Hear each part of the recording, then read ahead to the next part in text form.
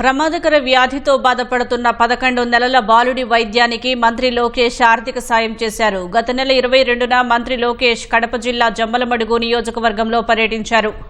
ముద్దనూరు మండలం యామవరం గ్రామానికి చెందిన బాలుడు శ్రీవిష్ణు తల్లిదండ్రులు లోకేష్ను కలిశారు.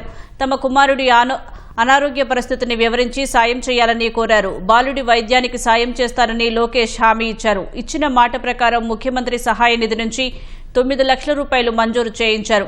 జమ్మలమడుగు టీడీపీ కార్యాలయంలో ఏర్పాటు చేసిన సమావేశంలో కడప టీడీపీ పార్లమెంట్ అధ్యక్షుడు భూపేష్ రెడ్డి బాలుడి తల్లిదండ్రులకు చెక్కు అందజేశారు. సాయం చేసినందుకు మంత్రి లోకేష్ కు బాలుడి తల్లిదండ్రులు కృతజ్ఞతలు తెలిపారు.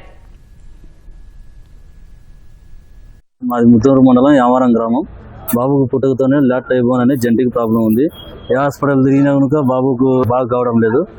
ఆర్డిటి బత్తలపల్లిలో జాయిన్ అయినప్పుడు సార్ వాళ్ళు ఒకసారి బెంగళూరు మణిపాల్ హాస్పిటల్ పోయి కలిసని చెప్పడం వల్ల అక్కడ పోయి కలిస్తే బాబుకు బోన్ మ్యారో ట్రాన్సాక్షన్ చేయాలి, దానికి 23 లక్షలు ఖర్చు అవుతుందని చెప్పారు. కడప పర్యటన భాగంగా లోకేష్ సార్ గారు ముద్దూరు మండలానికి అయితే వచ్చారు. అక్కడ బాబుని ఎత్తుకొని నేను చూసుకుంటా అని చెప్పారు సార్. ఇప్పుడు భూపేష్ సార్ వారి సహకారంతో లోకేష్ సార్ గారు 9 లక్షలు చెక్కు మాకు అందజేయడం జరిగింది. అందజేసిన భూపేష్ సార్ గారికి, లోకేష్ సార్ గారికి నా ప్రత్యేక ధన్యవాదాలు.